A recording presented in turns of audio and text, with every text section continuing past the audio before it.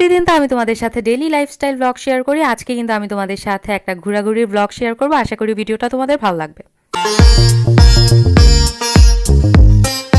Hello, আসসালামু আলাইকুম beautiful আপুরা, কি অবস্থা সবার? আশা করি সবাই ভালো আছে। আল্লাহর রহমতে আমি অনেক বেশি ভালো আছি। আমি হচ্ছে মহিমা জাহান। আমি আজকে তোমাদের সাথে কথা বলছি ব্লগ টাউন বাই মহিমা থেকে। আর হ্যাঁ, তোমরা যারা হচ্ছে আমার মেকআপ রিলেটেড কন্টেন্ট গুলো দেখতে চাও তারা কিন্তু আমার আরেকটা চ্যানেল এক্সপ্লোর ট্রেন অ্যান্ড ভোগ সাবস্ক্রাইব করে রাখতে পারো, কারণ সেখানে হচ্ছে আমি একদম বিনা খরচে মেকআপ শিখিয়ে থাকি। তাছাড়াও হচ্ছে স্কিন কেয়ার এবং মেকআপ প্রোডাক্ট সম্পর্কে রিভিউ দিয়ে থাকি। তাহলে চলো আমরা আবার আমাদের মেইন ভিডিওতে ফিরে আসি।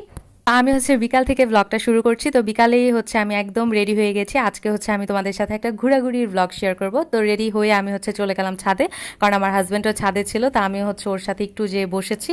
রেডি হওয়ার পরেই একটু ঠান্ডা বাতাস ছাড়ছিল। আমাদের প্ল্যান ছিল যে আমরা হচ্ছে মাগরিবের আজানে একটু আগে বের হবো, তাই হচ্ছে আমরা রেডি হয়ে আবার ছাদে যাই। ওইখান যেই হচ্ছে আমি তোমাদের একটু আমার গেট আপটা দেখিয়ে দিলাম। তো আমি হচ্ছে আজকে বোরকা পরেই যাব, কারণ যেহেতু হচ্ছে সন্ধ্যার দিকে আমাদের প্ল্যান ছিল ওইখান যে ওইভাবে ছবি তোলা যাবে না।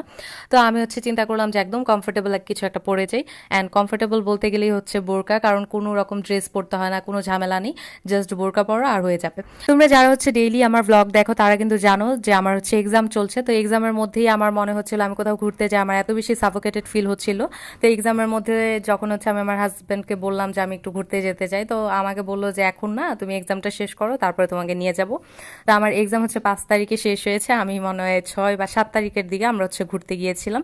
তা আমরা হচ্ছে খুব বেশি দূরে না, আমরা হচ্ছে গিয়েছিলাম আমাদের বাসার পাশেই জয়দেবপুর বা গাজীপুর। যারা গাজীপুর থাকো তার তো ডেফিনেটলি জয়দেবপুর চিনো। তো জয়দেবপুরের ওই জায়গায় একটা এলাকা আছে, ওইটার নাম খুব সম্ভবত ফাউকাল।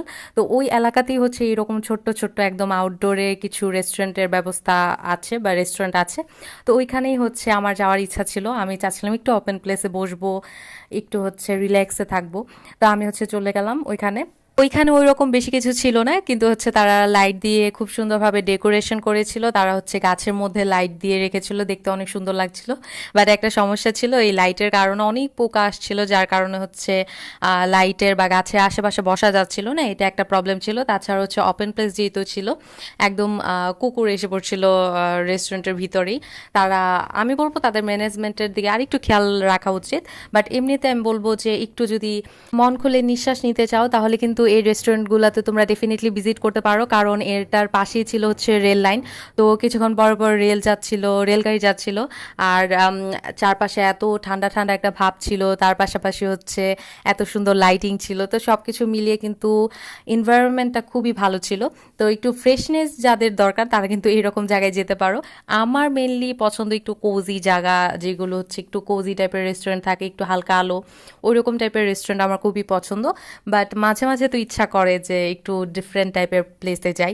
তো হচ্ছে আমি এখানে চলে গিয়েছিলাম, আর আমরা হচ্ছে খাবারের অর্ডার করি। এখানে হচ্ছে চিকেন তান্দুরি আর একটা হচ্ছে চিকেন টিক্কা কাবাব। তো আমার হাজব্যান্ড হচ্ছে টিক্কা কাবাব নিয়েছিল অ্যান্ড আমি হচ্ছে চিকেন তান্দুরি নিয়েছিলাম। আমি বলবো পরিবেশ যেরকমই থাকুক, খাবারের টেস্ট অনেক ভালো ছিল। তো আমরা যে রেস্টুরেন্টটাতে গিয়েছি ওটার নামই তোমাদের সাথে এখনো শেয়ার করলাম, সেটা হচ্ছে আড্ডা অবসর ছিল খুব সম্ভবত।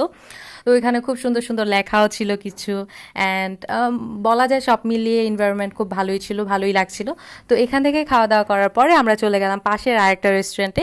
ওইটাও হচ্ছে এরকম ওপেন প্লেসেই ছিল, কিন্তু সেটা হচ্ছে মাচা রেস্টুরেন্ট খুব সম্ভবত, এই যেটা। তো এটার মধ্যে হচ্ছে গাছের উপরে মাচা করা। তো ওই মাচার মধ্যে আবার হচ্ছে বারান্দা দেওয়া, মানে এটা আমার সবচেয়ে বেশি ভালো লেগেছে। এই রেস্টুরেন্টটার নাম ছিল হচ্ছে মাচা ক্যাফে খুব সম্ভবত। তো এখানে হচ্ছে আমরা কফি খেলাম। তো আমি হচ্ছে কোল্ড কফি নিয়েছিলাম আর তারা হচ্ছে হট কফি নিয়েছিল। তো আমি একটু তোমাদের ভিউটাও দেখিয়ে দিই। তো এটা হচ্ছে ছিল উপরে যে মাচা, যেটা হচ্ছে গাছের উপরে বানানো হয়েছিল। অ্যান্ড এটার মধ্যেই হচ্ছে বারান্দা ছিল, টেবিলগুলোও কাঠের ছিল, খুব সুন্দর ছিল। তো আমি তোমাদেরকে এইগুলো একটু ডিটেলসে দেখাবো এখন। তো এইরকম কাঠের সিঁড়ি দিয়ে প্রথমে হচ্ছে এই মাচার মধ্যে উঠতে হয়, যেহেতু একদম রাত ছিল, অন্ধকার ছিল। তো আমি যতটুকু পেরেছি তোমাদের জন্য ক্লিপ নেওয়া ট্রাই করেছি। অ্যান্ড মাঝখানে হচ্ছে বসার প্লেস ছিল, আর এই যে সাইডে হচ্ছে বারান্দা ছিল, দেখতে অনেক সুন্দর লাগছিল। এগুলো হচ্ছে ফেরি লাইট দিয়ে তারা ডেকোরেশন করেছিল। অ্যান্ড তাদের কফিও মোটামুটি ভালোই ছিল বলা যায়। আমি বলবো খাবার ভালো ছিল ওই ক্যাফেটার, আড্ডা অবসর যেটা। আর এই ক্যাফেটার মধ্যে মধ্যে হচ্ছে তাদের এনভায়রনমেন্টটা বেশি সুন্দর ছিল। এখানে হচ্ছে তারা দোলনাও বানিয়েছিল অ্যান্ড দোলনাটাও খুব সুন্দর ছিল। তারপরে হচ্ছে আমরা রাতে বাসায় চলে এলাম। তো এটাই ছিল আজকে আমার ছোট্ট একটা ভিডিও। আশা করি তোমাদের কাছে এই ভিডিওটা ভালো লেগেছে। যদি ভালো লেগে থাকে আমার চ্যানেলটা সাবস্ক্রাইব করে দিয়ে পাশের নোটিফিকেশন বেলটা প্রেস করে দিও, ভিডিওটাতে একটা লাইক করে দিও। আর কোনো কিছু জিজ্ঞাসা করতে চাইলে ডেফিনেটলি কমেন্ট করতে পারো। আজকে এই পর্যন্ত, আল্লাহ হাফেজ।